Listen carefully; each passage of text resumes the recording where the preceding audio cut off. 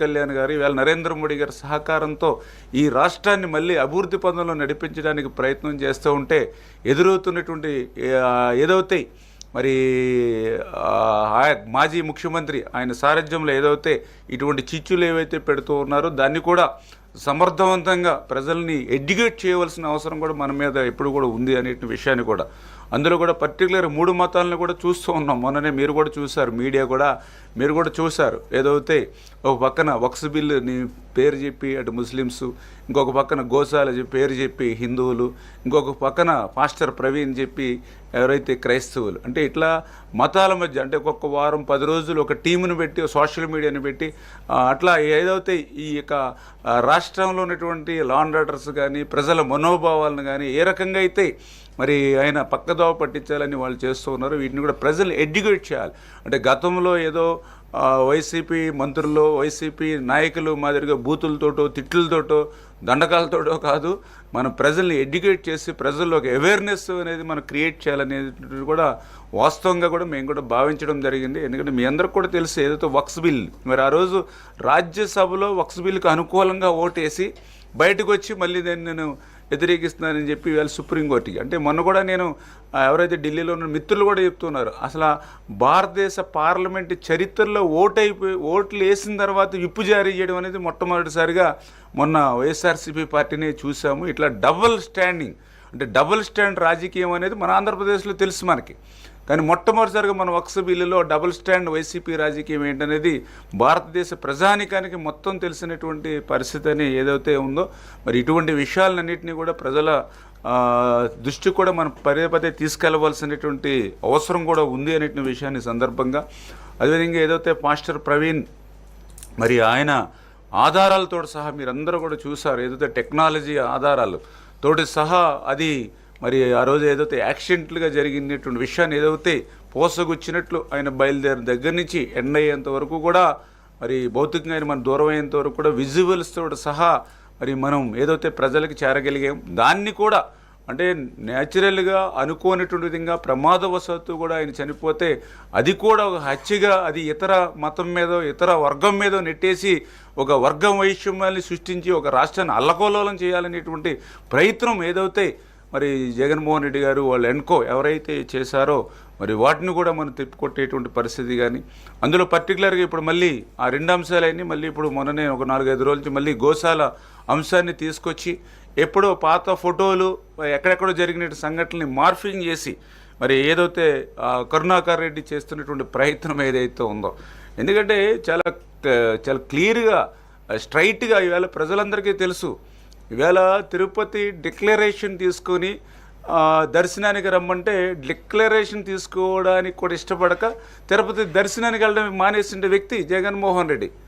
మరి నిన్ననే చూసాం మన ఏదైతే ఉప ముఖ్యమంత్రి మరి పవన్ కళ్యాణ్ గారి సతీమణి డిక్లరేషన్ మీద సంతకం పెట్టి ఆవిడ ఏదైతే ఆలయానికి వెళ్ళినటువంటి పరిస్థితి, తలనీలాలు కూడా నిన్న ఇచ్చినటువంటి పరిస్థితి, 17 లక్షల రూపాయలు ఏదైతే అన్న దానానికి విరాళంగా ఇచ్చినటువంటి పరిస్థితి. అంటే ఎంత డిఫరెన్స్ ఉందో చూడండి ఒకరికి.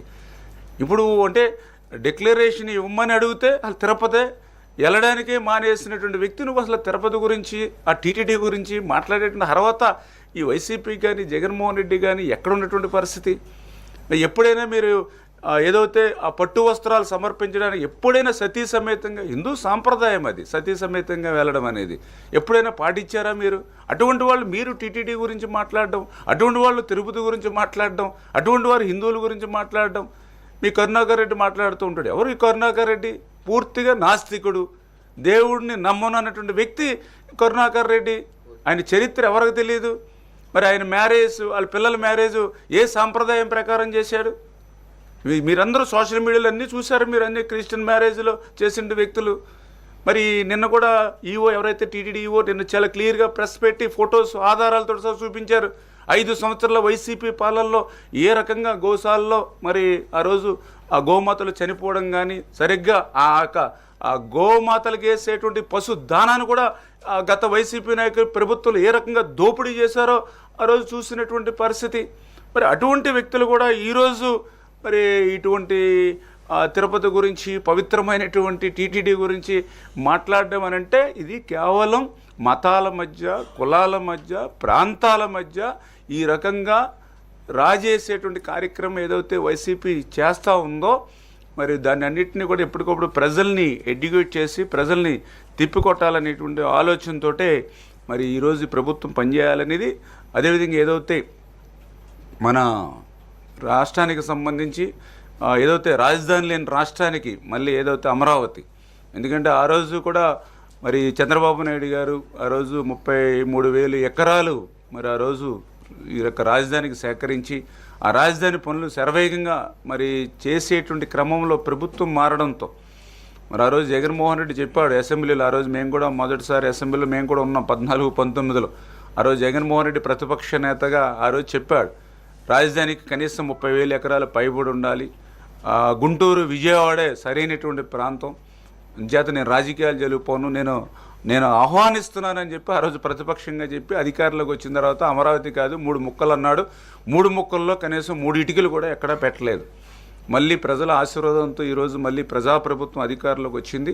మళ్ళీ ఇప్పుడు రాజధాని పనులు చక్క శరవేగంగా మళ్ళీ ఈరోజు జరుగుతూ ఉన్నాయి. అటువంటి రాజధాని పనులకి మరి ప్రధానమంత్రి గారు నరేంద్ర మోడీ గారు కూడా రేపు అంటే ఇంకా డేట్ కొంచెం May 2 అని అనుకుంటూ ఉన్నాం. May 2వ తారీఖుకి ఆ తేదీ లోపల మరి ప్రధానమంత్రి నరేంద్ర మోడీ గారి యొక్క హస్తాలతోటి మరి ఆ రోజు ఏదైతే ఈ యొక్క రాజధాని పనులు కూడా ఆయన భాగస్వాములు అవుతున్నారు. కొంచెం అప్రాక్సిమేట్లీగా May 2వ తారీఖు అని అనుకుంటూ ఉన్నాం. అంటే ఈ రకంగా ఒక్కొక్కటి కూడా చంద్రబాబు నాయుడు గారు, పవన్ కళ్యాణ్ గారు, నరేంద్ర మోడీ సహకారంతో ఒక్కొక్కరిని కూడా అంటే గత ప్రభుత్వం చేసినటువంటి తప్పులన్నింటినీ కూడా సరిదిద్దుకుంటూ ఈరోజు ఈ ప్రభుత్వం పనిచేస్తూ ఉంది. అదేవిధంగా ఏదైతే P4, ఎందుకంటే ఈ పేదరిక నిర్మూలన ఏదైతే చంద్రబాబు నాయుడు గారి ఆశయం ఏదైతే ఉందో ఆ P4ను కూడా మరింత బలంగా ప్రజల్లోకి తీసుకెళ్లేటువంటి విధంగా, అందులో ముఖ్యంగా ఎవరైతే మంత్రులు ఉన్నారో, ఎమ్మెల్యేలు ఉన్నారో వాళ్ళు కూడా ఆ P4ని ఓన్ చేసుకునేటువంటి విధంగా కూడా ముందుకెళ్లాలనేటువంటి ఇట్లా ఏదైతే మరి ఈ యొక్క బిల్ ఏదైతే ఈ యొక్క క్యాబినెట్లో ఈ యొక్క అనేక అంశాలను ఆమోదించడం అనేది కాకుండా ఈ యొక్క రాష్ట్రాన్ని ప్రగతి పదంలో నడిపించుకోవడానికి రేపు భవిష్యత్తులో 2047 విజన్ మనం ఏదైతే భావితరాలకి భవిష్యత్ తరాలకి ఈ యొక్క తెలుగు జాతిని మళ్ళీ అగ్రస్థానంలో నిలపాలనేటువంటి ప్రక్రియలో మనం పొలిటికల్ గవర్నెన్స్ కూడా ఎట్లా సోషల్ ఇంజనీరింగ్ అన్నీ చేసుకుంటే ఎట్లా వెళ్ళాలి అన్నిటి మీద కూడా ఈరోజు డిస్కషన్ జరిగిందని చెప్పి మీ ద్వారా అందరికి కూడా తెలియజేసుకుంటున్నాను.